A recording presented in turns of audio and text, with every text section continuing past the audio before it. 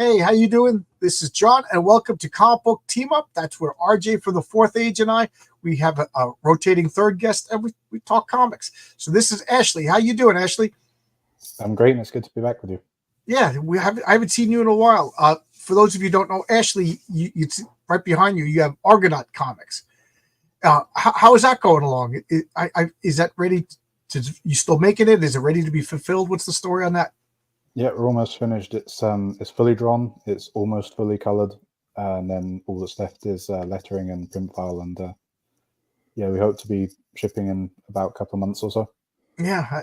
That's it. Same with my comic. It's just about to be finished colored. I'm hoping this week. We had a little bit of a setback with my colorist's father had open heart surgery. What are you gonna do? You gonna get mad at him? I don't care. I'll crack the whip. Crack the whip, Daniel. So and you have another project that you're working on now, right? This isn't live yet, right? It's not live yet. There is a sign-up sheet for it. It's Santa's Nuclear Winter Special, which is sounds great. Oh, man. It started out as It started out as I just wanted to make this poster of. I wanted to commission someone to make a poster of Santa Claus as the Big Lebowski. Like he's like Santa, but he's the dude. Santa abides. He's just like, I'm over it. And from there, I was like, what if I turn this into a character? And it was like a few ideas. It was like Santa meets Sin City. It was like Santa as a superhero. And I was settling on this idea of what if there's been because it's Santa, you want it to be winter themed. And I was like, what if there's been a World War III and now the planet's just covered in nuclear winter and it's Santa's playground and there's zombies and monsters and all that kind of just nonsense. This week I've been hearing so many ideas that once I hear them, I'm like, that's so obvious. Why didn't somebody else think of it first? That's one of them. Santa's Nuclear Winter Special. It rolls off your tongue. It's such a. He'd be the only one to survive. I mean, he's up there in the North Pole. Oh well, yeah, he's got an easy Christmas. He doesn't have to deliver it to so many kids. He could have a beer or two, have a White Russian if he's based off of the Big Lebowski. Well, so the idea is going to be that he's got his nice list, and there's only a few kids left on it. So he wants to go through the world and find what few kids are left on the nice list that he can. I got to ask this, RJ. RJ has a comic. He's got Crom the Destroyer coming out. It's a barbarian fantasy story, but you also have the Valiant universe, which, by the way, they're both right. RJ, Crom, and Valiant are the same universe, just separated by time. Yep. Yeah. So we already established that there's barbarians. We already established that there's superheroes. Is there Santa Claus in your world? I had not thought about that answer to that question. That sounds like a sad world there, RJ. There's no Santa Claus. The thing about my world is that I based it basically on Irish mythology. So there's a lot of, I wouldn't call them pocket universes. They're more like the old idea of a hidden civilization that you get in 70s DC. Don't you love that? Don't you just love, like, I was just on with Ben Soto, and he has a horror story set in like a hidden city, like a hidden town, like a Lovecraftian, just a little town off the road that nobody goes to. Like, they sweep the streets so nobody sees the road. I love like hidden houses, hidden towns, hidden, just pocket universe. I love that. I always talk about role-playing games. The guys were exploring a cave, and as they're in the cave, it's dark. It turns into a cavern, and then they bring up the torches, and there's a house underground, and everybody was like, "We're leaving. This is too freaky." There's just if they had found an evil skull temple, that would have been okay. That belongs underground. But a regular old like wainscoting, Edwardian house underground, like nope, nothing good could come of this. That's funny you should say that, John, because in a lot of Irish mythology, you have these heroes and they're wandering through the woods and they're lost, or, they can't find their way back in the night. And then they see a light in the middle of nowhere of this house. And they're like, yeah, let's go to this house. And then all of a sudden they get, stuck to the floor by a witch or something like that. It's like, why would you go there? Why would you do that? Yeah. I love that whole, whenever, again, I'm talking about Lovecraft again, like I always do. But whenever you tell people about Lovecraft, you can always tell who read Lovecraft. They always go tentacles. But Lovecraft is really just people who just are outside of like society. Like it's always like hidden hillbillies, and people always talk about Lovecraft was a racist. He didn't like black people. He wasn't too nice to white people. Anytime you see a hillbilly in Lovecraft, he's either having sex with an alien or he's making stew out of you. You know what I mean? He wasn't. So he was pretty nasty all around, if you ask me. He was like a hermit, wasn't he? He lived with his. I think he lived with his mom or something. Yeah, he lived with his mom and I think 2 aunts, and he had. What are the odds that his father ended up in an insane asylum, his mother and his aunt? I think there was some sort of like congenital, sexually transmitted like syphilis or something like that in his family. But he gets a bad rep as being a hermit. But he went out and met a lot of his fans and co-authors, and he kept an active like pen pal. Like, just imagine if Lovecraft had the internet, he would have been like leader of a message group or a Discord server or something, and he actively kept like burrows. Was it burrows? Yeah, that you could use my creations and I use your creations, and he was pretty friendly. But when he moved to Brooklyn, he freaked out. He didn't like it. I think it was too much for him. Because it wasn't white Anglo-Saxon Protestant. It was all those degenerate, swarthy Mediterranean races that I was just about to say, because you're talking about the whole racist thing, but depending on when he lived, I can't remember his dates, but Irish and Eastern Europeans would not be considered white. Right. Yeah, he didn't like the Irish. He loved the English, and I think that's about it. He was an Anglophile, but he did, the few times you could just hear the like Italians, like when the way he wrote. Like, there was one story, somebody was an Italian, in a Reanimator. There was an Italian like house cleaner who caused trouble, of course, like all those Italians do. So, and this is fun because, to bring it back to Ashley, your book Argonaut. This is based on pulp fiction characters, right? It's got a pulpy feel. So yeah, it's kind of like so it's like it's set in a universe where there are superheroes, but it's focused on these kind of pulpy, self-reliant type characters. And I just wanted to. It's kind of like do you remember when DC had Doc Savage for a little while? Yeah. Yeah, and they couldn't decide whether they wanted him to be in the DC or if they wanted it to be his own thing. It was a good move that they didn't, because they lost the rights to him right away. Like, that drives me nuts that the Avengers fought Godzilla, but then we could never reference that story. Yeah, but I wanted to have this like idea that there are these like big epic things going on, but at the same time you've got these really grounded type characters who are they're like keeping the streets safe as the superheroes are off somewhere else. I want to show you this because last time we talked, you were talking about Doc Savage and everything. I bought the first 2 Doc Savage novels. I haven't read them yet because I buy books and then forget about them and then buy more books and put them on top. But I got to read the Doc Savage novels. Have you read them? RJ, have you read them? I have not. I've been listened to a couple of them, but I haven't read them. No. Like, they say that he's a Mary Sue, right? He's just perfect, and everybody else is just there to, wow, Doc, you're great, you're the best. Show me how to do this again. So James Bond meets half Superman, as far as I know. Yeah.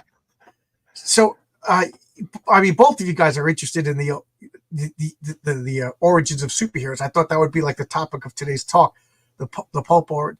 Have either one of you guys read like where the superheroes come from, like the book Gladiator that inspired Superman, or the Lensman that inspired Green Lantern Corps, and Doc Savage that kind of inspired also Superman and all the other like you said, Doc Savage was half Superman, half Batman, really.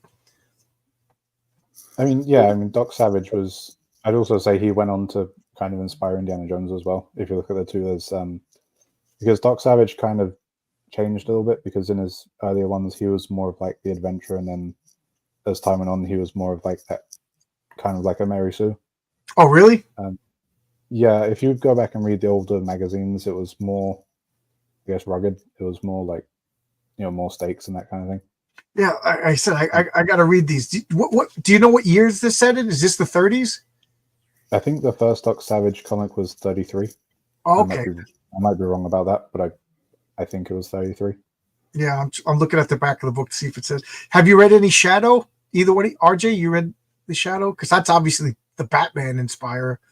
Well, the thing about the Shadow is, number one, I listen to a lot of the radio plays, and again, I listen to books on tape. So, when I'm working and stuff like that, listen to some Shadow stuff. But there is so much Shadow material out there. I think the guy with the record of writing the most books ever is the guy who wrote Shadow novels. Right. So what did he bang one out a month or something like that? Yeah. There's a massive amount of material for the Shadow.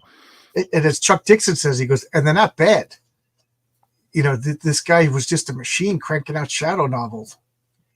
And the thing about the Shadow is that it's much more about his actual network of spies and things like that than him a lot of the time. So it's very interesting. It's not what you might think about when you're trying to get, I don't know, to the origins like a Batman. It's not that. You can see slivers of it here and there, but that's about it. Yeah, when Ashley, when you brought up the DC had the Doctor Strange, the Doc Savage comics, I always heard the name Dr. Savage, but I never read them. So those were my introductions. And also the Mike Kaluta DC Shadows was my introduction to the Shadow. And I remember asking my father about it. My father's like, oh yeah. He said as a kid, he used to listen to the Shadow on the radio. Who knows what evil lurks in the hearts of men. Yeah. He perked up when I talked about the Shadow, but I never read the source material. I finally read the first Fu Manchu novel a couple of years ago. That was a slog to read. That was really tough. And again, I went through a phase of I want to read the novels that inspired a lot of the comics. So I got like RJ, you read a lot of Conan, right? Oh yeah. Yeah, I read that. I think 2 or 3 Conan. I got the collected Conan, and I read the first 3. So I think they're published in the order that he wrote them, but not chronological order, because the first Conan story is the last Conan story. Yeah. Yeah. I was really surprised that he was intelligent. Oh yeah. One of the things that people always, when they figure this out about Conan, one of the things that is pointed out is that he travels all around these different countries and they all have their own languages, and he's a barbarian. So he had no training whatsoever, yet he picks up these languages everywhere he goes. Right.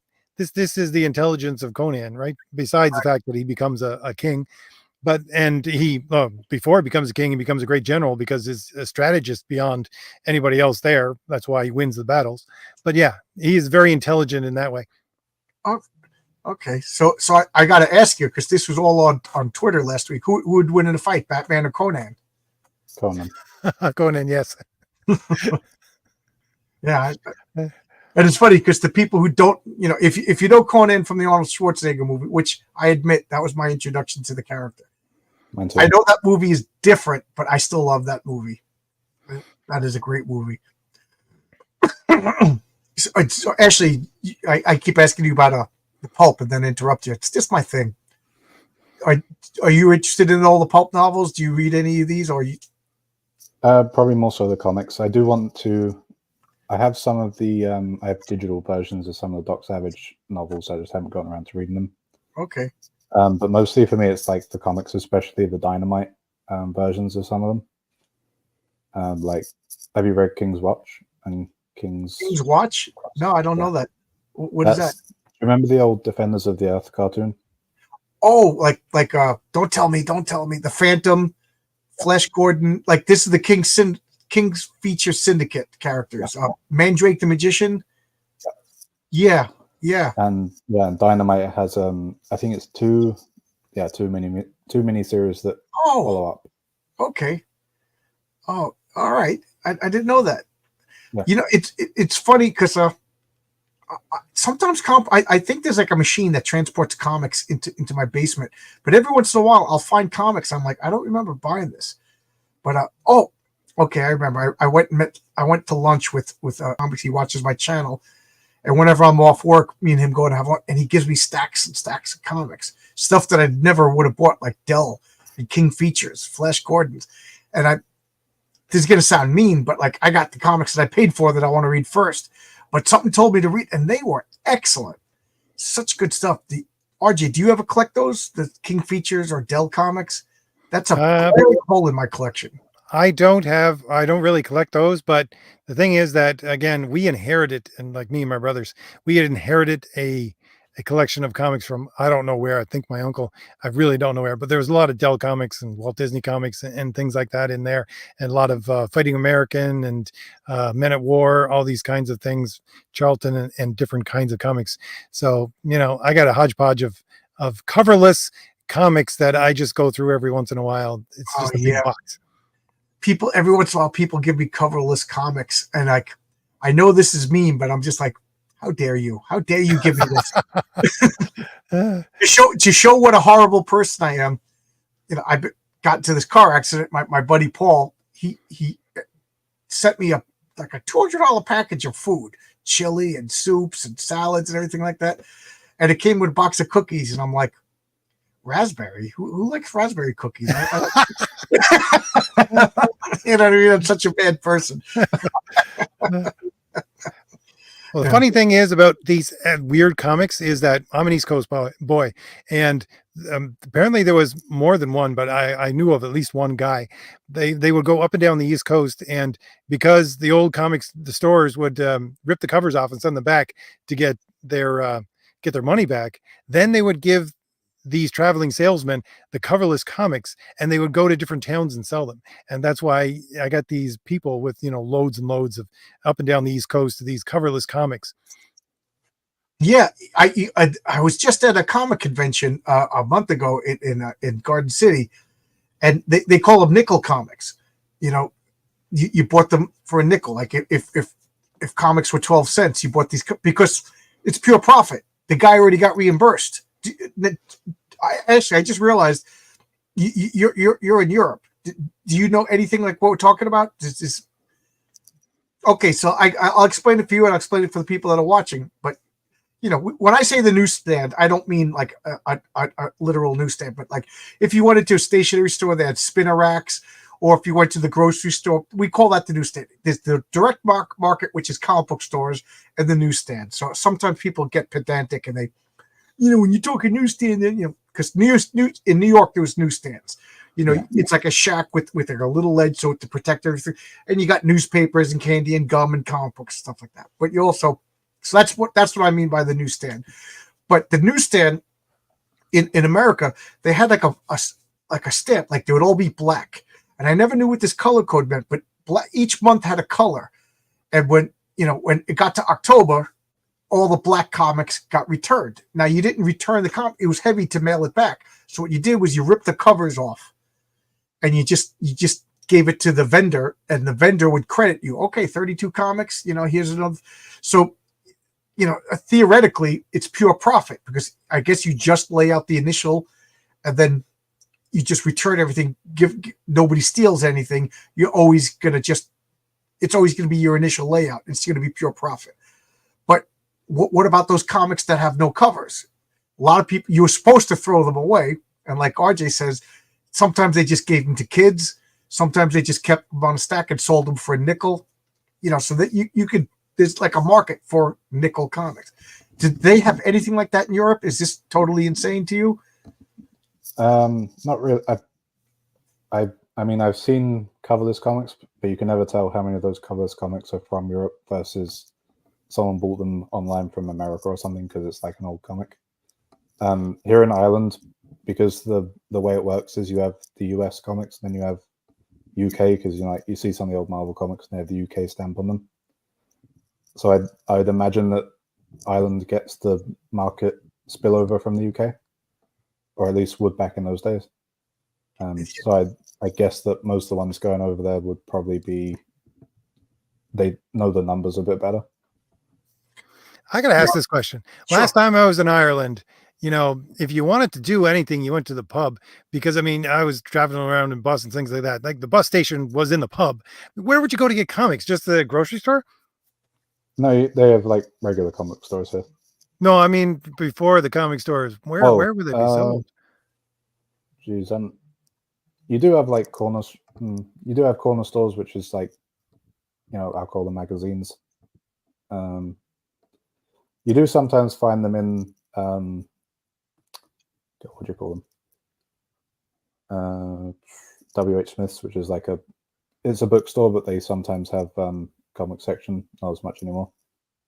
The last time I actually saw like a floppy in one of those was Judge Dredd comic. But that's a UK publisher anyway, so it's a lot more normal to see. Do they come out weekly? What, the Judge Dredd ones? I remember hearing that the UK comics came out weekly as opposed to American comics, which were monthly. Yeah, the 2000 AD, which is the only British comic I've bought, that's out weekly. And it's an anthology, so it's a lot easier to do. It's like 8 pages per story. Right. I imagine it's not each week. It's completely different teams. Yeah, usually it'll be like maybe you'll get like a 2 or 3 part story that adds up to 20 pages or 22 pages. Then it changes over to someone else. And that's funny because that is basically the model that things like Shonen Jump use now for manga. Yeah, what they do, well, because I used to get I don't get it as much anymore, but what they used to do was you get so many issues of the 2000 AD, you'd have like a Judge Dredd story, and then at the end of it, they collect it up in a trade, and you could get the trade on Amazon. Yeah.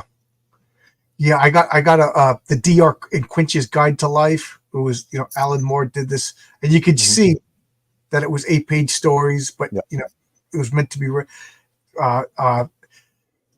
I got this collection of Halo Jones, which is Ian Gibson and also Alan Moore. You see the pattern here. I'm a big Alan Moore fan, much to RJ's chagrin. And Time Twisters. It was all just like time travel stories that I guess all over 2000 AD. But that's another comic. I got collected graphic novels of 2000, but I don't have any Judge Dredd comics. To me, that was always a British thing. Yeah, they are pretty good. It's so bearing in mind I used to get the Judge Dredd magazine more than I used to get 2000 AD, because 2000 AD it's not just Judge Dredd, it's all other stuff. Right. But my experience with the Judge Dredd stuff is it's probably one of the most consistently well-written comics that there is. That's I every Wednesday Chuck Dixon releases like an hour-long YouTube video called Ask Chuck Dixon. And he over and over says that 2000 AD and specifically Judge Dredd is one of the best written comics. For the longest time. There's certain characters, I guess, I don't know, maybe 2000 AD is just good at who they hire or whatever. But Swamp I think it's been a great actually owned. Sorry, I was gonna say Swamp Thing is a character that's even right now in DC, it's still being written pretty well. That's like the exception. But Judge, and I know nothing about Judge Dredd. It's one of those big holes in my collection. It's pretty good. It's like the best way to imagine it is like sci-fi Dirty Harry. Yeah, that's like and he's not the good guy. I mean, yes or no. He's like he's a neutral lawman, but because the government is more kind of like fascist, the way it works out is he's basically an enforcer of fascism, but he doesn't see it that way. He's just he's just like enforcing the law. Yeah. It's such a British there's one really good short story where this guy's on death row and he comes in and he's like, "Stop this execution! I found proof that he's innocent of this crime." And the guy's like, "Thanks, Judge Dredd." And then he's like, "Not so fast. I know you did this crime, and the sentence is death." And he's like, "Resume the execution." But you're going for the real crime. Yeah, you're going for the actual crime. I just got to get the paperwork. So he's a stickler. Yeah. I like the Stallone movie, but I know a lot of fans didn't. I didn't see either one of them. The Stallone movie is like, it's bad. It's not the best depiction of Dredd, but it's a really good depiction of the world that he lives in. And I heard the Keith Urban one is a good Judge Dredd. Yeah. Yeah. I don't.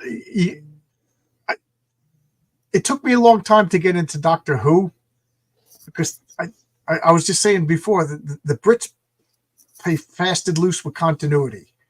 Mhm. Like if you read I got a big collection of the Captain Britain, the Paul Neary, and they don't really care about continuity. In America, my wife gets mad at me. She's Canadian, so that's like half British, and she's like, "You Americans, you sticklers. You want it, all your T's crossed out." I'm like, "Yes." And Doctor Who, like as much as I liked it, it was driving me nuts. Like they say, okay, this is the Daleks have been exterminated, and then like 3 episodes later, the Daleks are back. They're never even referencing, it just stuff like that drives me crazy. And so, but does Judge Dredd, is the continuity of Judge Dredd intact? I mean, yeah, but the way that Judge Dredd is told is it's kind of hard to mess up because so many of the stories are like street level stories. Okay. So it's not. It's like intact the way that like a crime show is. Like it's. Okay, I get what you're saying. What I mean? So it's like a police procedural that they're really, you don't really need. But like you'll see some pretty, like there are some war stories there. There are some like monster stories. There was a really good one where Dredd goes down to Guatemala to liberate it from a like an android dictatorship, and it's that kind of thing. So, but he doesn't really have an agenda. He just gets kind of, if he's ordered to do it, he'll do it if it's within the law, but he kind of finds himself in these situations where he's like on the surface level, he is a hero, but he's not motivated that way, Yeah. It's hard to explain to you until you read enough of it, and then you're like, okay, I understand. RJ, do you read Judge Dredd? I haven't for a while. Let me put it that way. And I don't read too much of it, but my introduction was the Stallone movie. Really, I've seen Judge Dredd at the comic store before that, but I never picked it up before that point. So there was a DC Judge Dredd series, or was it Marvel? I forget, but that was my introduction to Judge Dredd. Yeah, I remember being a wee little kid, like when Micronauts were coming out, we were sitting around and it was like this legendary, in Britain, they got this Judge Dredd and he's like a cop with a motorcycle and a gun. And, it just sounded like the coolest thing. Yeah. The funny thing about that DC series though was that because the rule that they have at 2000 AD where it's only British writers get to write Judge Dredd. Oh, I didn't know that. Yeah. But when they brought it to America, the thinking was, well, I don't know if it was the thinking then, but all that happened was it was the same series and the same creative team, just under DC. It was, I think it was Alan Grant. And it was Alan Grant. I remember that. I forget who the artist was. Yeah. So we look at this. Fine. How do you do? We let you guys, you Brits, come and write all of our Supermans and Batmans and Fantastic Four, and you won't let us write your Judge Dredd. Well, I was going to say one of the best series of Judge Dredd is actually written by an American. It's by I think it's Dwayne Swazinski. Oh, okay. He wrote it for IDW. That's a really good series. It's like, I think it's only like 30 issues, and it's a really good entry point to the character. Oh, okay, I got to check that out. I like Dwayne. He did some good stuff. I never knew Judge Dredd was British since it took place in the USA. It did. It took place in the USA. Oh yeah, Mega Cities in the U.S. It's basically the entire East Coast, is it not? Oh, I didn't know that. I just assumed it was some fantasy post-apocalyptic world. I didn't know it was the United States. And then there's Mega City 2, which is like the whole Western Seaboard. I think it's mostly Los Angeles, but that explains the guns and the motorcycles. That's such a that's not typically British. I like the fact that he described it as Dirty Harry in the Apocalypse, because really that is what it is. Let me ask you guys this, both. Do you like apocalyptic settings? Like would you read like zombies or after the war? Or of course, I put Santa into the apocalypse. What's that? Yes, of course. Put Santa into the apocalypse. Dumb question. I like apocalyptic settings. I love zombies, stuff like that, but I don't like it when it's mixed with superheroes. Hmm. You know, I don't like, to me, like, not that superheroes got to reset the status quo at the end of the day, but like if it's post-apocalyptic, that means the superheroes didn't do their job. You know, I don't know. I do like the ones. I'm not the biggest fan of like parallel universes, but I do like the stories where it's like the superheroes go to like a dystopia, you know, like Earth X or something like that, and they're House of fighting X, Nazis. yeah, Earth yeah, X and DC. yeah. RJ, did you read those, like Age of Apocalypse and Oh yeah. Oh, you did? I thought. Oh yeah. No, I was still around Age of Apocalypse and things like that. That was probably the last big event that I remember. But yeah, I read all those things. I actually have. I always talk about the novel manuscript that I wrote that never got published, but it's basically set in a post-apocalyptic world, but it's very different than what most people would think post-apocalyptic, because it's basically nature is taken back over and mankind has to go back to. Basically, it's the history is the future. What we look like in the past is what the future looks like, just because we had to start over again. So that's my idea of post-apocalyptic when I write it anyway. One of the things I couldn't get into with Conan was, what was it, like the Hyborian Age was like 50,000 years ago or a million years. I forget the exact time for, but then it's like, this is the Roman analog, this is the French analog, this is the British analog, this is the African analog. That pulled me out of it. Yeah, Robert E. Howard basically took every great civilization in Europe and some of the surrounding ones and shoved them all into one map. And he had to expand the map, obviously. So that's why you have much larger, almost Pangean looking Europe there. But that's what he did. He just took every large civilization that great. So, with this, where he ends up being king, there's the French at their height, and then you got the Romans at their height, and you got the Stygians down there with the Egyptians. So yeah. Yeah, I don't know. I would prefer it to be like no analogs to, like, he's a barbarian, and the next thing you know, across the border, the guys get the Roman soldiers. What, did guys have muskets later on or something when they went to the French? No, the French are just very good sword fighters. There's a lot of bowmen and things like that in the French, but it will be Southern French. So he's used in history, basically. Okay, all right. Did you ever read the Elric of Molybdene or Melibone, however you pronounce it? Right? You know what I'm talking about there, Ashley? Michael Moorcock? No? Again, everything goes back to Dungeons and Dragons with me. In the second edition of the Dungeons and Dragons, there was a book called The Deities and Demigods. RJ, you know this book, right? Yeah, I do. Yeah. In this book, it was just like, okay, Greek mythology, then the Celtic mythology, American Indian mythology, and and then they had like the Arthurian tales, and then they had the Cthulhu mythology and the why can't I think of it? The Fafhrd and Grey Mather mythology, and Elric and Melville. So they had these three that I was like, where do these fit? Where is Cthulhu? I never heard of this. Where is Elric? But I realized they were fictitious. And that book, I became obsessed with reading. And it's funny, RJ, I read this Japanese mythology, Chinese, Greek, Roman. I read Cthulhu. I read everything, but the only one that stumped me was the Irish. I couldn't read it. It's just the most difficult. Like, I could read the African mythologies, but the Irish mythology, what is it that makes it so difficult to read and understand? Really? I did a video about it a while ago, probably around the second year of my channel. But I always think of it as the fact that the Romans and the Greeks, they have a pattern of basically rationality and architecture, because they were trying to understand their ancestors from the Mycenaean age, which were wiped out by their own dark ages. But the Irish have a mindset of deep forest. So that's where you get, like the Book of Kells and things like that. You get these twisted knots and everything. They're basically patterns that they would see within the deep forest and the winding of the interplay of all the things growing there. And I think that's the way that the stories are read. So are written.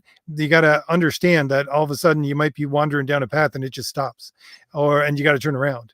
and you know, things like that. So it's very much, you know, organic way of telling a story, that it has one offshoot and then another offshoot and another offshoot. I always said that, you know, you can start off with one character and then it goes to a side character and then another side character and then another side character, and then you're following this third side character for 20 pages and you never get back to the original character, because it's like a tree, right? That's the way they write, if you ask me anyways. That it's very similar, because I could get through the Finnish mythology, the Kabbalah, and to me that was the closest to a Celtic, but I could get through the Finnish mythology, but I could never get. And I'm half Irish, you know what I mean? Like that gives me some sort of connection. I'm half Irish. I grew up eating McDonald's here in New York. You know what I mean? Like I don't speak any Gaelic or anything. So what I forget. You told me you're British living in Ireland. Yeah.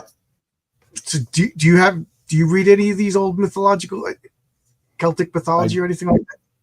I don't, but I will say that my favorite recent DC series was Liam Sharp actually did a Batman and Wonder Woman go to this like realm of Irish mythology, and that's a really good series.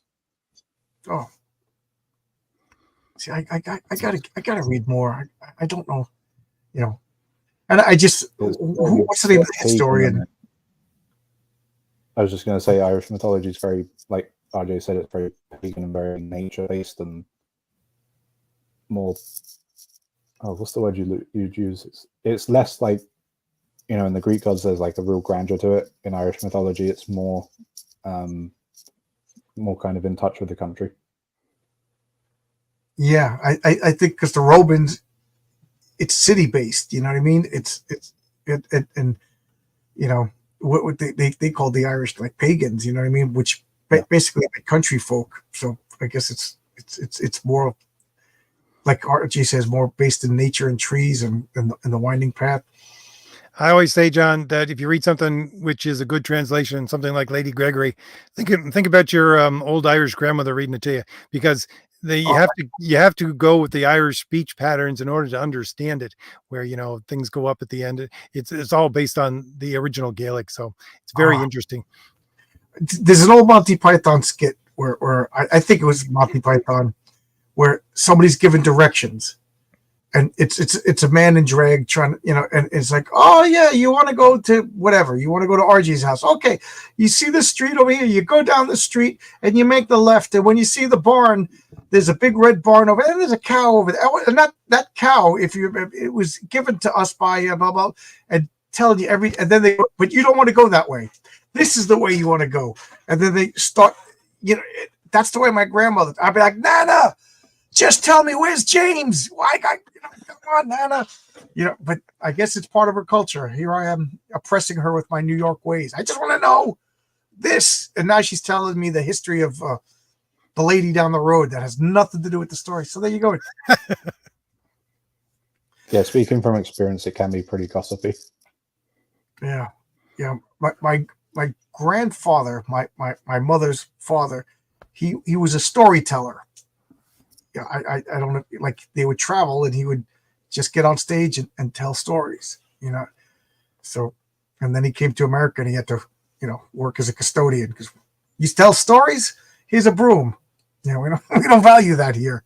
But I never met the man.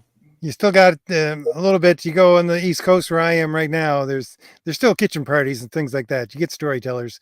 You get a lot of storytellers. I'm actually related to some. They only go to parties and get to tell their stories now. Wow. So you know, are you Irish, RJ? I don't even know. Me, no, but I'm Scottish on one side and Scottish on the other. But we're originally from Colonsay, I think it is, which is almost halfway between Scotland and Ireland. It's an island. Oh, okay. All right. So we talked a little bit about your new project. We'll bring it back to, you know, we're being like Irishmen over here, just meandering around. But you got the Santa's Nuclear Winter Special. You said it was a sign up. You're not ready to launch it yet, are you? No, it's the pre-launch at the moment. I want to commission another cover, and I want to spend probably about a month just marketing the thing, you know, just getting people getting Okay. around it and Put- hopefully get some emails. Put your link in the private chat because I don't have it now, and I'll put it in a public chat so people would see. RJ too. Put a Crom the Destroyer in the private chat, and I'll put it in the public chat for people to see. You're asking me to multitask here, John. That's not a good thing. All right, I'll find it. No, I'll get it. I'll get it. Just Okay. you might have to deal with my silence here for a minute or two. That's okay. It's okay. Okay. Speaking of multitasking, I cannot pronounce these names for the life of me, and I think that's one of the main reasons I could never get into it. Like, is it Celtic mythology or is it Celtic? What's the definition? I mean, what's the definitive answer? I say Celtic. Yep. You say Celtic? Yeah, because So we got the basketball team. We say the Celtics here, so I always thought it was Celtics. But how do you pronounce these? why? Who are you looking at? Oh, either one of you guys. Who Kukitel? Oh, depends. Yeah, my pronunciation of anything is really not good. But last I remember, you got Kuhalian, Sakthach. I can't remember what Queen Maeve. Yeah, the Oh, DB that is Maeve. DB makes a V sound if you remember my Gaelic correctly. Okay. But again, I'm sure someone will probably chop my head off for pronouncing them that way. The great thing about, again, if you get the extended version of the Lady Gregory compiled works in the back, she gives translations for every name in order for you to pronounce it correctly. Yeah, because I have such difficulty pronouncing these names. This is Oscar. Oscar's one of my colorists, and he's sending me great sketches for a project that he's kind of keeping a little quiet right now. But Oscar, they're looking good. Keep them coming. Keep them coming. So I didn't mean to do this. I meant to do something else. Oscar, between me and RJ, it's a wonder our computers aren't blowing up when we're doing this kind of stuff. So put this in the proper comment. So this is Crom the Destroyer. This is what RJ is working on right now. You can click that, and then this is. Oh, I asked you guys if Santa was in your stories. I will tell you this: Santa Claus does exist in heroic tales. If you could believe that superheroes and space aliens and demons, you could also believe that there's a Santa, and that's going to be one of the issues: is the origin of Santa Claus. And I'm not giving you any details. I can't wait to do that story. So Santa Claus actually, I was going to say Santa Claus fits in perfectly with Irish mythology because you got the what is it? I think it's the Tuatha De Danann. I can't remember the people that were there before the Celts came, but they basically fled into the hills, which is where you get the idea of leprechauns from. But they're almost like elves, and they live in this, like under the hills and behind shadows and things like that, in these hidden recesses of the world where normal people can't see. So, Santa Claus would fit perfectly into that. Santa Claus better be Elvis's father. I think I got to restart my script. That's an excellent idea. All right, so maybe issue 7. Maybe issue 7. Now, I have an Elvis-based superhero that might show up next issue. That's all I'm telling you. You gotta have fun with your superhero world. And speaking what of, I just found out about Elvis the other day was he modeled his hair on the original Captain Marvel Shazam. yes, Captain Marvel Jr. He went into the barber shop with the Captain Marvel Jr. comic and said, "Give me this haircut," which is why I'm so glad that you brought this up. This is such nerdy stuff. Which is why in Kingdom Come, Captain Marvel Jr. looked like Elvis with the sunglasses, the pompadour, and he had the what is it? Bespeckled, bedazzled outfit and everything. So I love that there's a little bit of Elvis superhero comic book connection. Have I read Klaus from Don Mara? Yes, I did. I did like it, and I also read Grant Morrison, right? the Grant Morrison one. Right? Is Dan Mara? He's the artist, right? Dan Morris, he's on World's Finest right now. Right. Yeah, I did read it. It's kind of more like a hipster Santa. I did like it. I did like it. Have a blessed day. It wouldn't be the same if Zach Tan didn't give us a drive-by blessing. So your other comic, Argonaut Comics, it's like you said, it's a pulp inspired superhero comic book. Am I correct in saying that? Yeah, the thinking was it was kind of like, what if the because I have like a soft spot for 50s comics, which was it was this kind of interesting period because they're not quite there are superheroes, but they're not quite as focused on the superheroes. They're trying out a lot of different stuff at Marvel and DC. So you got, like the Challengers, the Unknown, and I think Adam Strange shows up then, and so it's kind of like a mixture of the stuff that was popular in the 50s. As it goes on, I want to introduce like different, like cowboys and space adventurers and that kind of thing. But it's also all the characters kind of designed so that they can split off into their own little things that are going to be relevant to the 50s. So one of the guys is a test pilot, and he's kind of based on Chuck Yeager. Okay. And his idea is going to be, he's like the hero of the skies and that kind of thing. And then you've got one of my favorite characters that I made is the Raven, which is, he looks like Batman, but he's not really you know what I mean? He just, yeah, I got a bone to pick with you about that, because in issue 3, the Patriarch was going to meet the Raven, who was my Batman knockoff, and I'm like, I just had this guy on my channel. Everybody's going to accuse me of ripping you off, so I changed it to the Rook, and then Jeff Johns came out with a character called the Rook in his. I'm like, so now I changed him again, but I'm not telling anybody his name until he shows up. I think I'm learning the hard way, but I'm happy that it happened, because he was just a Batman ripoff, in my Raven. He was just a Batman ripoff, to the point people are going to be like, but now he's his own character, and I fell in love with him, and Renzo drew him, and Renzo can't wait to do that issue. He wants to skip to issue 3. I said, no, we got to do issue 2 first.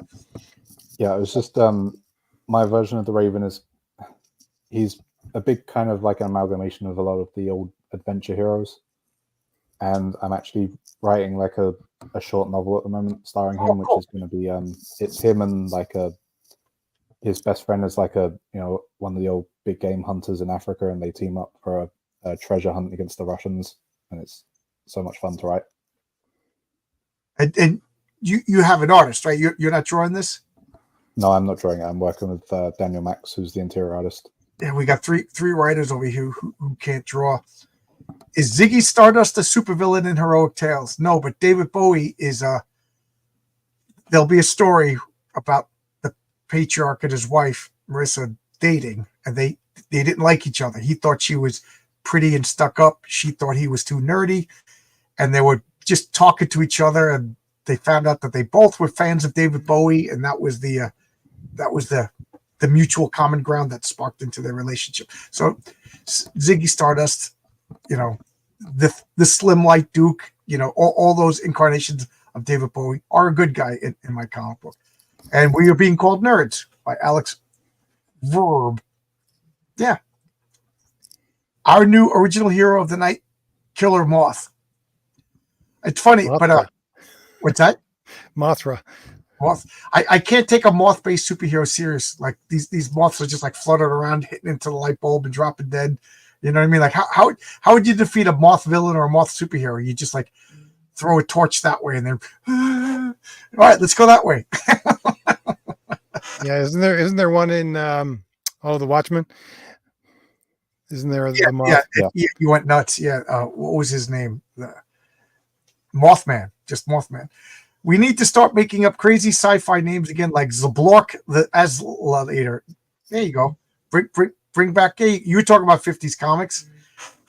Bring back this giant-sized monster comics. That's how you end up making your own religion.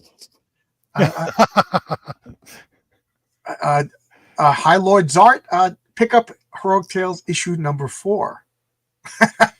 little tease there, if you want big old monsters.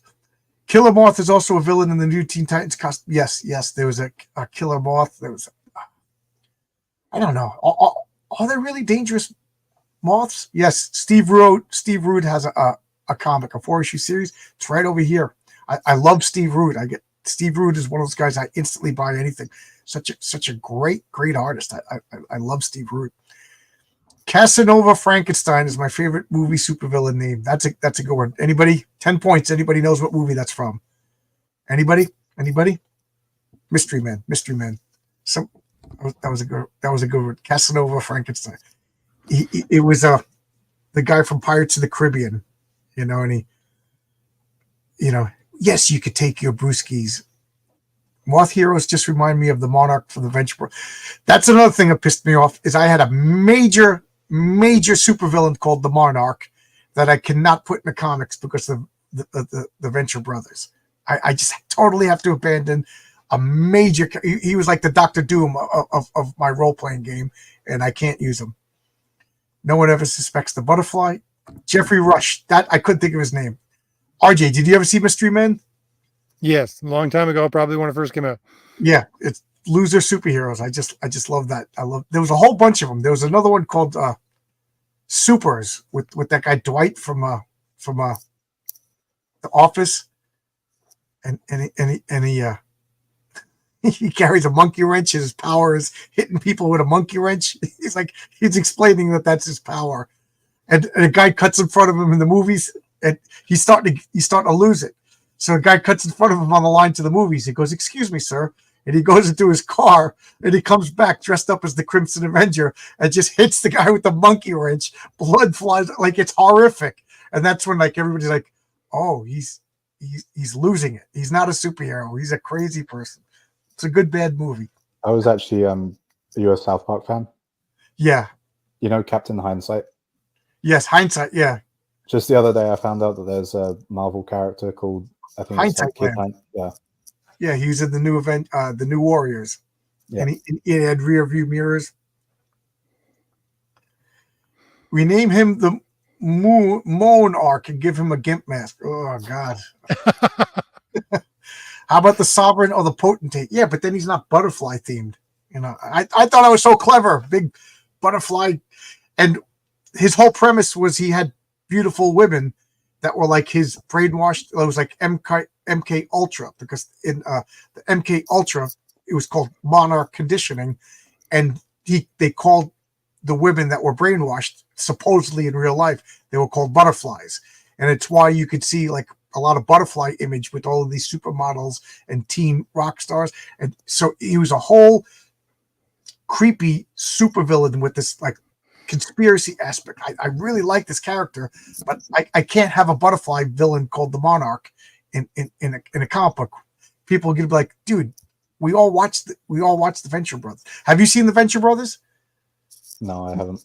RJ, you gotta watch the Venture Brothers. You gotta watch it from the beginning. You'll get it's like guys that are our age making superhero cartoons for people our age. You'll get every reference. You'll be laughing. I've seen the compilation of the their Scooby-Doo knockoff. Oh, yeah, they're just terminally miserable and they just hate their job. And yeah, the Velma is Patty Hearst. It's really good. The Sovereign is David Bowie's. Yes, the Sovereign is David Bowie's character in the Venture Brothers. I don't know if I'm done. I know it's on Netflix now. I bought every season, and now I want to get the complete Venture Brothers in one big, with all the commentary and everything like that. Because I know RJ, you're a big fan of having physical media, right? Oh, definitely. I'm going. There's a big yard sale thing up the coast here for me tomorrow or Saturday. I'm just taking off because I usually buy loads of movies and CDs. Oh, you do? Yeah.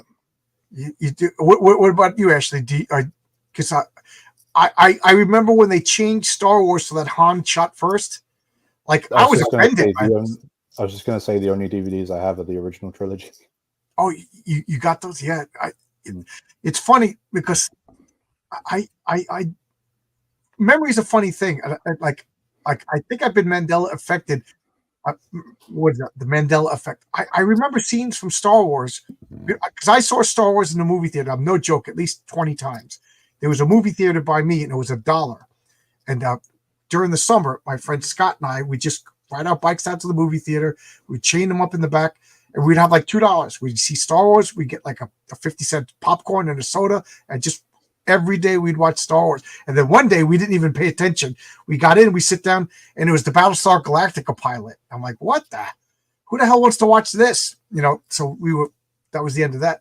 But I recall scenes that I've never seen, and I always wondered, did I imagine them? Did I dream them?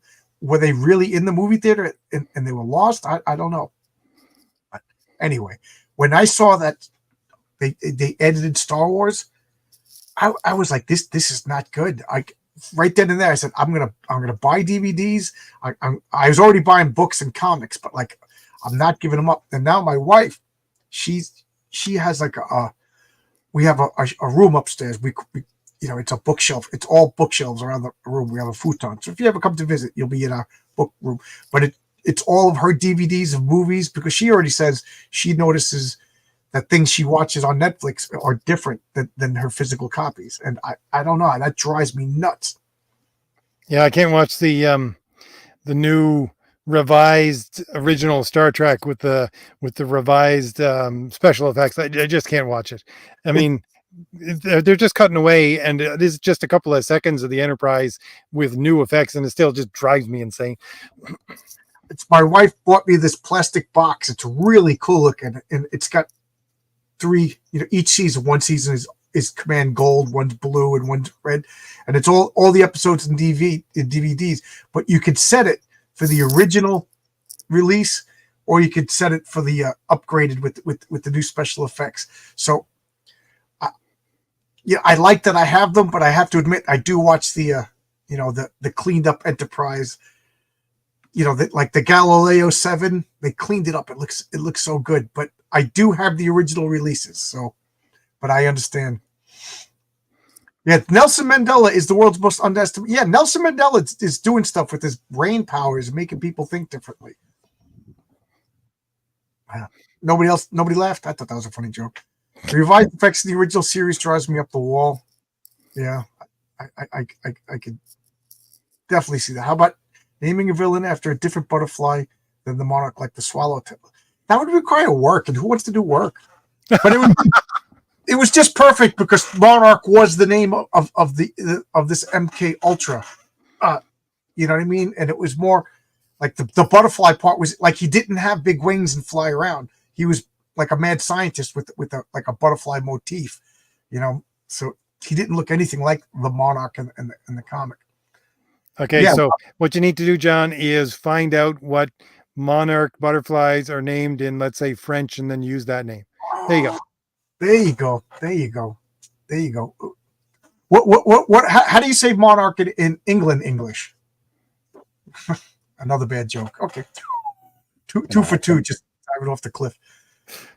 So this is a good comment. Zach Tan brought up this comment. Man, all the good names are being used. Okay, so we have 3 people making up their original superhero characters. How do you deal with this? So I remember when I made my character Crimson Eagle, I just wanted all these like different flight team names, and every single one of them that you look up is taken. And it's like sometimes you'll hear like a character you've never heard of, and then you look it up and like, oh, this was actually a really big deal in the 1970s. I bet Marvel will. Yeah. This is getting tougher and tougher. RJ, you have difficulty coming up with your character names? Not really. I just use whatever I think. I kind of use bland names just to describe their powers, and I usually find out that somebody used the name previously, and I'm like, yeah, don't care. Yeah, I mean, I like to think that I have like first off, I've never seen anybody use the name Patriarch for a superhero before. I've seen people describe their character as a patriarch, but so I think I'm pretty good there. Again, I'm not telling you the names of some of them just because whatever, but I just came up with the whole team that I sent to Oscar, who's in the chat. And the names that I wouldn't use in my real superhero world, but they're supposed to be comic book characters in the world of Heroic Tales. So in Heroic Tales, there's a comic company called Top Comics, and they have a lineup called the Top 10. And I sent Oscar really bad drawings, and he's turning them into really good drawings. He's drawing the Silver Age version, the Golden Age for a side project that we're working on. And that was fun because they're over the top. They're not the best superhero names, but that's the point of them. You know, they're kind of hokey. But like Phenomenal Man is the Superman. I'm not going to use that in my regular line of, you know what I mean? Like, you don't, Phenomenal Man. That's not really a good name, but it fits for what I want to do. But for my real superheroes, I have a notebook of like 2,000 names. And some of them are just ridiculous because I made them up like 20 years ago. Some of them have been used and I got to cross them off.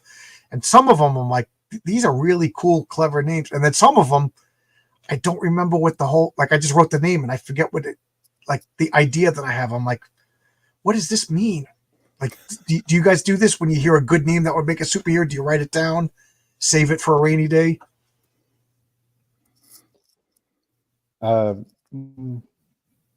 Really depends. Sometimes what I'll do is I'll just like run a check just to make sure it's not copyright or anything like that. Right. You don't want to get in trouble. Yeah. For me, it's more about the, usually starts, I'll get like, what do you call them? Like a silhouette, and I'll download the silhouette to paint and I'll design a costume. And then I kind of work around the character design. Anything and put man or woman. Usually the last thing I come up with. Easel man, computer man, or I got a calculator. Come on. Well, there's a name that I have a character in my role playing. He's called the Operator, and what does the Operator do? He's like Oracle for DC, and he's the one that he's the operator. He's okay. You need this. I'll get it done for you. And then I find out that there's like a pulp character called the Operator who had like novels and I read that they say that no villain killed more people than the Operator. He's got a body count in the millions. And I'm like, damn, I thought that was such a good name, but like, is it far enough away that I could still use him? You know, the last time the Operator was in the 30s. What's that? Well, I hate to jump in here just 1 second, but I got to take off because my live stream is about to start in a minute. So, you guys, nice meeting you, and I sorry to bounce out of here so quickly. But anything you want to say before you go? No, just join me over at Fourth Age after you're done listening to John here, and I'm glad to have you if you come on over. All right, I'll see you guys. We're going to wind it up too. Nice to meet you. Yep. The Donkey Puncher. There you go. Does he punch donkeys or does he use donkey punches as a weapon? That's up for you to decide. This is probably such an American thing. The Crowd Striker. It's funny because yesterday everybody was talking to me about the Crowd Striker, and I'm like, yeah, because I was offline. You know, I was reading comics and I was just on Twitter, maybe responded to. I had no idea what they were talking about. So there you go. Yeah, he sounds like Oracle from Batman. Yeah, that's exactly what he was. I love the idea of the guy behind the villains. That's kind of like the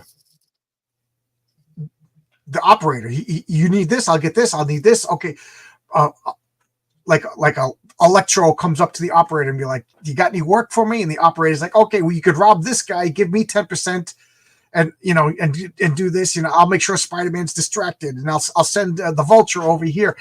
I just think that's such a great bad guy that it would be like a dull main character to employ in a comic book, but I think it would work very well in a Batman comic or the Punisher. I think. Anything you want to say to bring us up? Anything you want to say to close this out? Because I'm going to get going too. My throat is killing me. I'll just say the Unbreakable Argonauts is over on Indiegogo. Books fully drawn, almost colored, and if you like pulp and if you like kind of golden age superheroes, it's definitely something to back, and I think you'll enjoy it.